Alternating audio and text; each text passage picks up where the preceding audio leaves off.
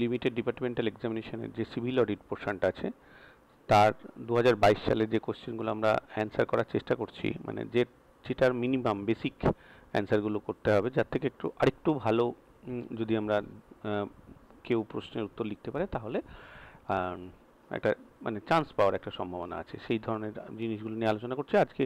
এই 3 নম্বর কোশ্চেন থেকে আমরা আলোচনাটা শুরু করব। আগের দুটো ভিডিও করা আছে, এবার 3 নম্বর ভিডিওটা। ডেফিনিশন ডিফাইন কম্পেনসেটরি অ্যালাউন্স, এটা 5 নম্বরের কোশ্চেন। এইটুকু লিখলে কিন্তু হবে না, আগেই বলে রাখছি। West Bengal service rule WBSR এর পার্ট 1 এর 5-এর 9 এইতে যে সংজ্ঞা দেওয়া আছে সেই অনুসারে একটি কর্মচারীদের জন্য একটি সরকারি কর্মচারীদের জন্য প্রদত্ত একটি ভাতা বা অ্যালাউন্স, যা কোনো বিশেষ পরিস্থিতিতে অফিসিয়াল কাজ সম্পন্ন করতে গিয়ে ব্যক্তিগতভাবে খরচ করা অনিবার্য হয়ে পড়ে, প্রয়োজন মেটানোর উদ্দেশ্যে প্রদান করানো হয়। যে মানে এমন কোনো খরচ যেটা যদি আমি ওই কাজটা করতে যাই তাহলে এই খরচটা আমার কম্পালসারি হবে, যেটা আমাকে আমার পকেট থেকে করতে হবে, সরকারি কর্মচারীকে পকেট থেকে করতে হবে। এর মধ্যে পড়ছে ট্রাভেলিং অ্যালাউন্স। এই যে ট্রাভেলিং অ্যালাউন্স কী ধরনের অ্যালাউন্স, সেটা হয়ে গেল কম্পেনসেটরি অ্যালাউন্স। অর্থাৎ আমার সরকারি কর্মচারীর একটা খরচ হচ্ছে, সেই কর্মচারীর খরচটাকে আবার কম্পেনসেট করে দেওয়া, ক্ষতিপূরণ করে দেওয়া। আর মেডিকেল অফিসারদের জন্য নন প্র্যাকটিসিং অ্যালাউন্স, এগুলো হচ্ছে এই কম্পেনসেটরি অ্যালাউন্সের উদাহরণ। কিন্তু ভারতের বাইরে কাজ করবার জন্য বিনামূল্যে সমুদ্রযাত্রা কিন্তু এর মধ্যে যুক্ত নেই। এই কথাটা এই মানে কোশ্চেনটা ট্যাগলাইন, এইটা আমাদের আইনের বইয়ে আছে, বাট বলে এই লাইনটা তুলে দেওয়া আছে এই 5-এর 9 নম্বরে, ঠিক আছে? তো সেই জন্য আমার মনে হয় এই লাইনটা লিখে দিলে একটু ভালো হবে, একদম আইনটাকে হুবহু কপি আর কি দেওয়া যাবে, বলা যাবে। তো এরকম করতে হবে, বা এটার থেকে আরেকটু ভালো চেষ্টা করতে হবে যে আরেকটু কিছু বলার। 3-এর বি, এটা 15 নম্বরের কোশ্চেন। কীরকম বলছে? It has been provided in WBFR এটা বলা হচ্ছে যে that allowances shall be so regulated. এই অ্যালাউন্স যেটা যেমন কম্পেনসেটরি অ্যালাউন্স হতো একটা অ্যালাউন্স, সেই অ্যালাউন্সগুলো এমনভাবে রেগুলেট করা হবে, এমনভাবে মানে তার নিয়ন্ত্রণ করা হবে that it does not became a source of profit, যেটা লাভের কারোর জন্য একটা লাভের একটা মানে বেশ ভালো লাভ করার জায়গা হয়ে গেছে, সেটা যেন না হয়। Examine this with reference to the rules guidelines regarding traveling allowances for journey on tour/halt। এইবার আমাদের এই যে কম্পেনসেটরি অ্যালাউন্স তো আমরা বললাম কিছুক্ষণ আগে যে ট্রাভেলিং অ্যালাউন্স, তাহলে এবার ট্রাভেলিং অ্যালাউন্সটাই আবার দিয়ে দিয়েছে কোশ্চেনের মধ্যে 15 নম্বরের মধ্যে, যে এবার ট্রাভেলিং অ্যালাউন্সের ক্ষেত্রে তুমি করো, বলো কীভাবে এটা রেগুলেট হচ্ছে। WB ফিনান্স রুলের যে ওয়েস্ট বেঙ্গলের যে ফিনান্স রুলের 35-এর 4 নম্বরের তার আবার 4 নম্বর নিয়মে পরিষ্কার করে এই কথাটা বলা আছে। এবার কোট আনকোট এটা বলে দিতে পারলে খুব ভালো হবে বলে মনে হয়। The amount of allowances granted to meet expenditure of a particular type should be so regulated that the allowances are not on the whole be a source of profit to the recipients। যে পাচ্ছে তার কাছে যেন এটা মানে এই অ্যালাউন্সটা একটা profit পাওয়ার একটা মানে বেশ ভালোই রাস্তা হয়ে বসে থাকলো, সেটা যেন না হয়। এই একই কথা আবার কি বলছে WBSR এর পার্ট 2 যেটাতে অ্যালাউন্সের সম্পর্কে বলা থাকে, পার্ট 2 এ বলা আছে অ্যালাউন্সগুলো সম্পর্কে WBSR এর। সেখানকার যে 7 নম্বর রুল সেখানের এই সেম লাইনগুলো কিন্তু আবার বলা আছে। তা ট্রাভেলিং অ্যালাউন্সেসের প্রতিটি বিভাগ ধরে ধরে এগুলোকে আমরা কীভাবে সমর্থন পাই সেটা দেখব। Number A, permanent travelling allowance. এটা বর্তমানে মানে 1998 সালের মানে আইনটা এখনও হয়ে আছে 1998 সালে লাস্ট যেটা অ্যামেন্ডমেন্ট হয়েছিল, ওই যে 4730F যেটা দিয়ে হয়েছিল 25 কততে 2099 25 তারিখের, সেইটাই কিন্তু আছে যেহেতু, সেই জন্য কী হচ্ছে ওটা কিন্তু এখন আর মানে দেখলে মনে হবে বাবরে এত কম কেন, মানে অনেকটাই অপ্রাসঙ্গিক হয়ে পড়েছে এখন। তবে যেহেতু আইনের বইয়ে বলা আছে এবং আমাদের এখন এটা বলা ছাড়া তো উপায় নেই, যেটা আইনের বইয়ে বলা আছে আমরা সেটাই বলবো, পরীক্ষার খাতাতে সেটাই আমরা লিখবো, চেষ্টা করব যতটা ভালো পারা যায়। এর থেকে মানে ট্রাভেলিং অ্যালাউন্সের ক্ষেত্রে প্রত্যেক মাসেই একই হারে ট্রাভেলিং অ্যালাউন্স দেওয়ার কিন্তু নিয়ম নেই। এটা যদিও বলে দিচ্ছে পার্মানেন্ট ট্রাভেলিং অ্যালাউন্স, কিন্তু সেটা কিন্তু নেই। তিনি যে কয়দিন কাজে যোগদান করেছেন সেই অনুপাতেই ট্রাভেলিং অ্যালাউন্স দেওয়ার নিয়ম রয়েছে। যেমন যদি কর্মচারী 20 দিন কাজ করবার প্রেক্ষিতে 60 টাকা পার্মানেন্ট অ্যালাউন্স পাওয়া ঠিক করা হয়ে থাকে, তাহলে 16 দিন কাজের জন্য সে 60 টাকা পাবে না। 20 দিনের জন্য তার ছিল 60 টাকা, কিন্তু সে যদি 16 দিন কাজ করে তার জন্য 60 টাকা পাবে না, তার বদলে তার আনুপাতিক হারটা অনেকটা জটিল। প্রথমে দেখতে হবে যে 60 টাকা তাকে 16 20 করতে হবে, কারণ 20 দিনের জন্য 60 টাকা, 16 দিনের জন্য কত টাকা, সেই আনুপাতিক হারে একটা ভাগ হলো। এইবার কি হচ্ছে, মানে ডাইরেক্ট 20 দিনের জন্য 60 টাকা যদি হয়, তার মধ্যে তো শনি রবিটা ছিল, তাই জন্য 4টা দিন আবার বাদ যাবে, 30 দিনে 4 দিন রবিবারের জন্য ছুটি, সেটাকে আবার 26-এর 30 দিয়ে আবার ভাগ করতে হবে, তাহলে হবে 41 টাকা 60 পয়সা। মানে এত জটিল করে আমাদেরকে করতে হয় পার্মানেন্ট অ্যালাউন্স নিতে গেলে। তার পার্মানেন্ট অ্যালাউন্স কিন্তু পাবে, ঠিক আছে।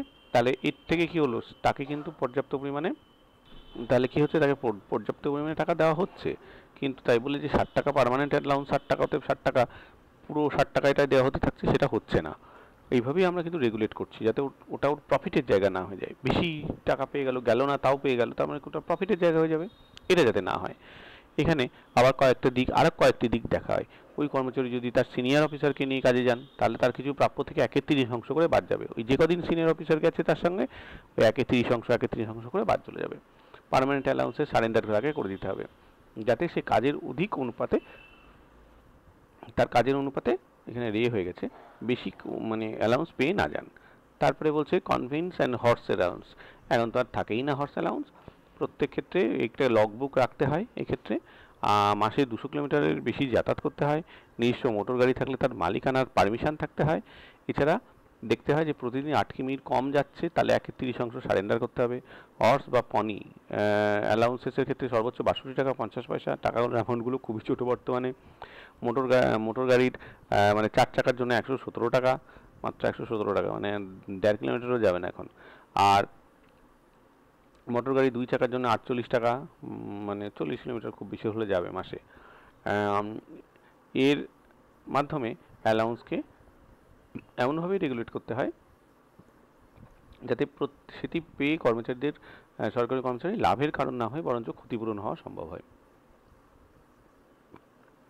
অ্যাকচুয়াল কস্ট অফ ট্রাভেল, যাতায়াতের খরচ পরিপূরণের সময় যদি দেখা যায় যে শর্টেস্ট রুট থাকলে সেটি গ্রহণ করা হয়েছে কিনা, শর্টেস্ট রুটের খরচটি কম আছে কিনা। এমন দেখা গেল শর্টেস্ট রুট গ্রহণ করেনি, লং রুটে গেছে, কিন্তু শর্টেস্ট রুটে বেশি খরচ, তাহলে কিন্তু লং রুটটাই ঠিক আছে। রেল যোগাযোগ থাকলে তার অন্য মাধ্যমে গিয়েছে কিনা সেগুলো কিন্তু দেখতে হবে। প্রভৃতি বিভিন্ন বিষয়গুলি দেখে নেওয়ার নিয়ম রয়েছে। কোনো স্থানে যাতায়াতের দূরত্ব নির্ধারণের ক্ষেত্রে দেখতে হবে তার বাসস্থান এবং তার অফিস, এই দুটোর মধ্যে ন্যূনতম দূরত্ব কোথায় আছে। ট্রেন এবং প্লেনে ট্রাভেল করার ক্ষেত্রে বেতনক্রম অনুযায়ী বৈধ শ্রেণী তাদের ঠিক করা হয়েছে কিনা। এইগুলো মাধ্যম থেকে আমরা এই মানে যে বাঁধনগুলোর মাধ্যম থেকে আমরা কিন্তু ওইটাই দেখি যে তার মানে যেন লাভের অংশ না হয়ে বসে থাকে, সেটা যেন তার ক্ষতিপূরণের অংশ হয়ে থাকে। তারপরে লাস্ট ডেইলি অ্যালাউন্স। ঠিক একইভাবে ডেইলি অ্যালাউন্সকে অ্যাকচুয়াল কস্ট অফ ট্রাভেল, 12 ঘন্টার বেশি কম, এই দুভাগে ভাগ করা হয়েছে। 6 ঘন্টার কম সময়ে জার্নিকে অ্যালাউন্স পাওয়ার অযোগ্য করা হয়েছে। শুধু তাই নয়, 8 কিলোমিটার থেকে 20 কিলোমিটার এই দুটি ভাগের সৃষ্টি করা হয়েছে। সেই অনুযায়ী ডেইলি অ্যালাউন্সকে 50%, 75% এবং 100%-এ ভাগ করা হয়েছে। এছাড়া ফুডিং এবং লজিংয়ের সুবিধা অনুযায়ী এই অ্যালাউন্সকে আবার 25% এবং 50% এই দুই ভাগে ভাগ করা হয়েছে। মানে কতগুলো ভাগ করে মানে বাঁধন দেওয়ার চেষ্টা করা হচ্ছে যাতে কেউ এটা থেকে লাভ না করতে পারে। সবথেকে গুরুত্বপূর্ণ যে ডেইলি অ্যালাউন্সের হার কর্মচারীদের বেতনক্রম অনুসারে নির্ধারিত করা হয়েছে। ওই যে আমরা বলছিলাম না কত টাকায় কত টাকা পাবে, এর আগের ইয়েতে দেখাচ্ছিলাম, এই যে এইখানে এত টাকার নিচে হলে এত টাকা পাবে, এত টাকার নিচে হলে এত টাকা পাবে, এত টাকার নিচে হলে এত টাকা পাবে, এই যে বেতন ক্রম অনুসারে কিন্তু এই ভাগগুলো করা হয়েছে, ঠিক আছে। আচ্ছা, এইভাবে আমাদের উপরোক্ত বিভিন্ন পদ্ধতিগুলির মাধ্যমে ট্রাভেলিং অ্যালাউন্সকে এমনভাবে নিয়ন্ত্রিত করা হচ্ছে যাতে এই অ্যালাউন্সগুলি কোনোভাবেই সরকারি কর্মচারীদের প্রফিট অর্জনের মাধ্যম না হয়ে দাঁড়ায়, পক্ষান্তরে ক্ষতিপূরণের পদ্ধতি হিসাবে থেকে যায়। এরপরে আমরা 4 নম্বরের কোশ্চেন অ্যান্সার আসি। 4 নম্বরে ছোট ছোট 4টে দিয়েছে, 3টে কি বলে ডেফিনেশন দিয়েছে। Define the terms with reference to appropriate rules. এই রুলস এইগুলো কিন্তু সবথেকে কঠিন, এগুলোর কোন রুল অ্যাপ্রোপ্রিয়েট রুল বলে বসে থাকে, ফলে যত রকমের রুল আছে সেগুলো কিন্তু বলা দরকার আছে। আমি এরকম একটা জায়গায় মানে যা পেয়েছি সেটা আমি দিচ্ছি, এটার থেকে আরেকটু ভালো করে আমাদের লিখতে হবে। যারা পরীক্ষায় পাস করতে চায় তাদেরকে কিন্তু লিখতে হবে আর একটু ভালোভাবে। এইটা লিখলে কিন্তু হবে না, এটা বেসিকভাবে বলা আছে।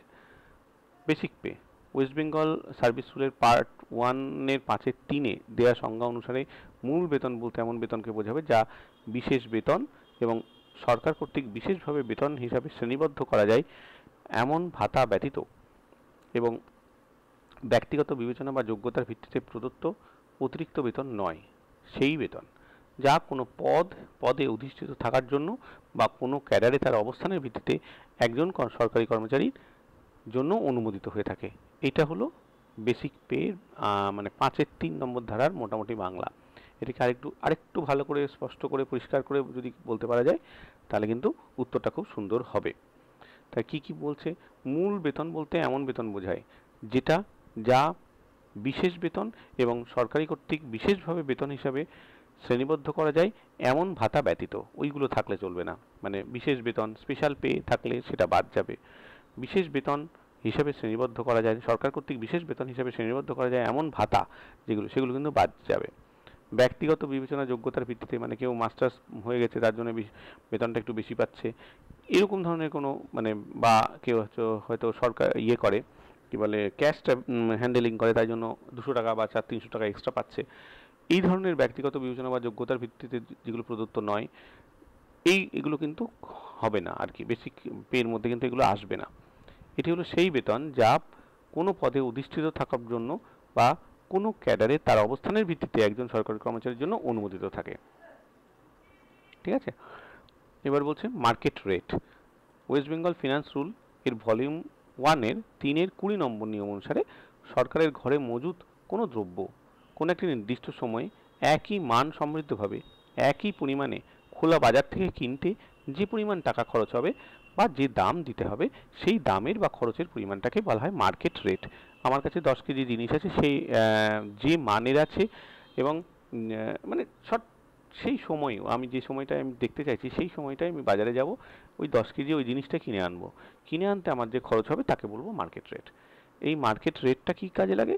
মার্কেট রেট সরকারের মজুদ পণ্যের মূল্য নির্ধারণের জন্য ব্যবহার করা হয়। এটা বলা হচ্ছে রুল 109-তে। এটা কিন্তু 3-এর 20-তে এর সংজ্ঞাটা দিল, আর কাজটা দেওয়া আছে রুল 109-তে। ওইটা ফিনান্স রুলেই আর কি। সরকারিভাবে কোনো দ্রব্য কেনার সময় সেই জিনিসের দামের ঊর্ধ্বসীমা নির্ধারণ করবার সময় এই মার্কেট রেটটা ব্যবহার করা হয়। ঠিক আছে, সরকারিভাবে কোনো দ্রব্য কেনার সময় সেই জিনিসের দামের ঊর্ধ্বসীমা নির্ধারণ করার সময় এই মার্কেট রেটটা ব্যবহার করা হয়। এটা রুল 128 তাই বলছে। দামের ঊর্ধ্বসীমা মানে কি, আমি একটা জিনিস কিনবো, আমি টেন্ডার ডাকছি, সেই টেন্ডারে আমার সব থেকে বেশি দামে, আমি যে দামটা হাইয়েস্ট দামে আমি কিনতে রাজি আছি, তার থেকে কমে যে দিতে পারবে তার কাছ থেকে আমি নেব। এবার হাইয়েস্ট দামটা নির্ধারণ করার জন্য তখন এই মার্কেট রেটটা জানতে হয়। সরকার কর্তৃক কোনো দ্রব্য ফেরত পাঠানো বা দ্রব্য স্থানান্তর বা স্টক ট্রান্সফার, এগুলোর জন্য এই মার্কেট রেট কিন্তু ব্যবহার করা হয়। এটাও 242 নম্বর রুলে এই কথাগুলো বলছে।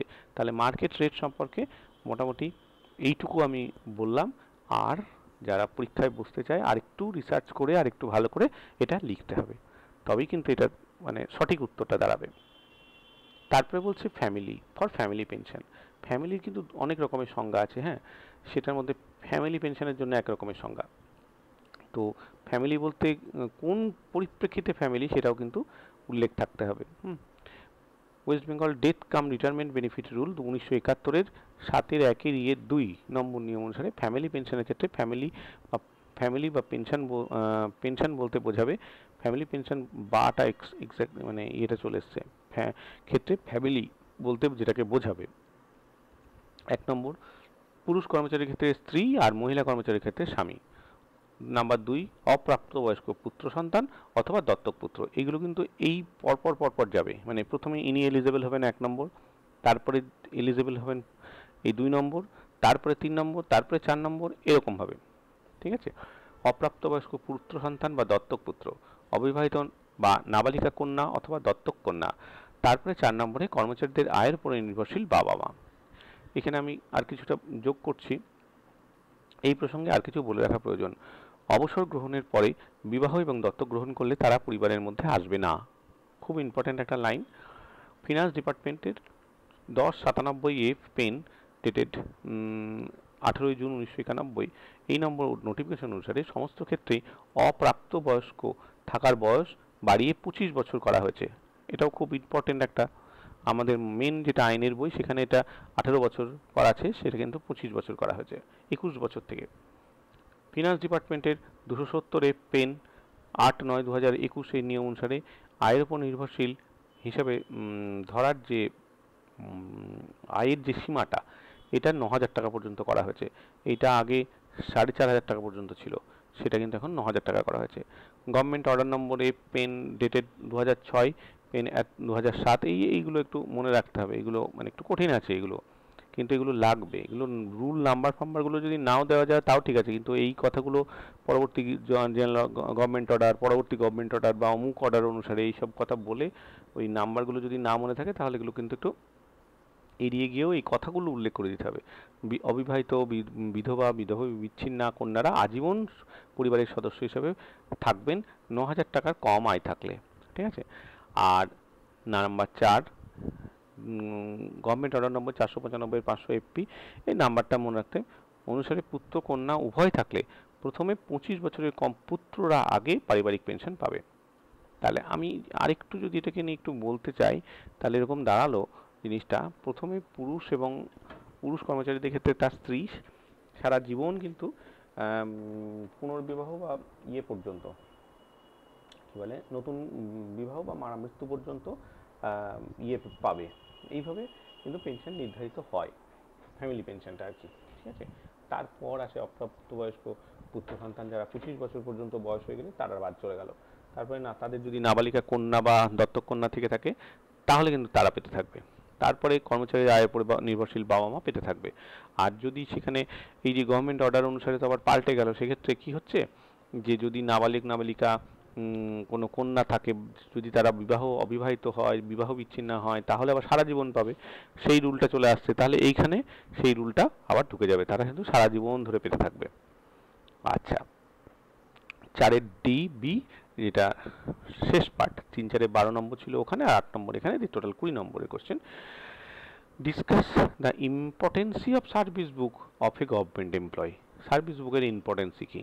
সরকারি কর্মচারীদের সার্ভিস বুক একটি অত্যন্ত গুরুত্বপূর্ণ নথি, যা কর্মচারীর সরকারি চাকরিদের সম্পূর্ণ ইতিহাস রেকর্ড করে। এটি বহু দেশে ব্যবহৃত হয়, যার মধ্যে চাকরির মেয়াদ যাচাই করা, সুবিধা পাওয়ার ক্ষেত্রে যোগ্যতা নির্ধারণ, অবসরকালীন সুবিধা হিসাবে মানে সুবিধার হিসাব, এগুলো সব অন্তর্ভুক্ত করা থাকে, মানে পেনশন আর কি। পশ্চিমবঙ্গ সার্ভিস রুল, WBSR এবং অন্যান্য প্রাসঙ্গিক পরিষেবার নির্দেশিকাগুলি এবং নথির গুরুত্ব, এই নথির গুরুত্ব ও যথাযথভাবে রক্ষণাবেক্ষণের প্রয়োজনীয়তাকে তুলে ধরে। সার্ভিস বুকের গুরুত্বগুলো নিম্নরূপ। কি কি সার্ভিস বুকের গুরুত্ব আছে সেগুলো হচ্ছে: চাকরির পূর্ণাঙ্গ রেকর্ড।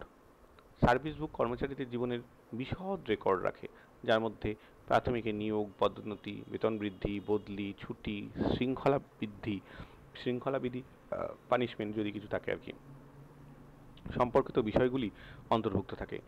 WBSR এর পার্ট 1 এর 61 নম্বর নিয়ম অনুযায়ী প্রতিটি কর্মচারীর জন্য একটি সার্ভিস বুক থাকা বাধ্যতামূলক, যা এই সমস্ত বিষয়গুলি সম্পূর্ণরূপে নথিভুক্ত করবে। তারপরে নাম্বার 2, বেতন এবং ভাতার ভিত্তি।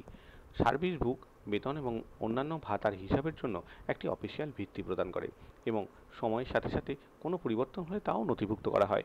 এটি বেতন রেকর্ডের যে কোনো ধরনের গরমিল বা ভুল যাচাই করতে সহায়তা করে। WBSR এর পার্ট 1 এর 62 থেকে 63 নম্বর নিয়ম অনুযায়ী সার্ভিস বুকে নিয়মিত আপডেট, বেতন এবং ভাতার সঠিক হিসাব রাখা বাধ্যতামূলক। তাহলে আমরা কি পড়ছি? প্রথমে 61 পড়লাম, তারপরে তাই কিন্তু 62 এবং 63, সেখানে কিন্তু এইটুকু বলা আছে, এখন পর আসছে। সার্ভিস বুকে কর্মচারীদের নেওয়া সমস্ত ছুটির রেকর্ড থাকে, যার মধ্যে সাধারণ ছুটি, ক্যাজুয়াল লিভ, অর্জিত ছুটি, বিশেষ অন্তর্ভুক্তি ছুটি, ঠিক আছে, ছুটির নগদায়ন, মানে লিভ স্যালারি, এই এবং অবসরের সময় ছুটির হিসাব নির্ধারণে সহায়তা করে। WBSR পার্ট 1 এর 108 নম্বর নিয়ম অনুযায়ী ছুটির রেকর্ড রাখা আবশ্যক। ছুটি, বকেয়া এবং বিশেষ কিছু ছুটির যোগ্যতা নির্ধারণের জন্য গুরুত্বপূর্ণ হলো এই সার্ভিস বুক, ঠিক আছে। এখানে কিন্তু সার্ভিস পার্ট 1 এর 108 চলে গেল নিয়ম। পেনশন এবং অবসরকালীন সুবিধা।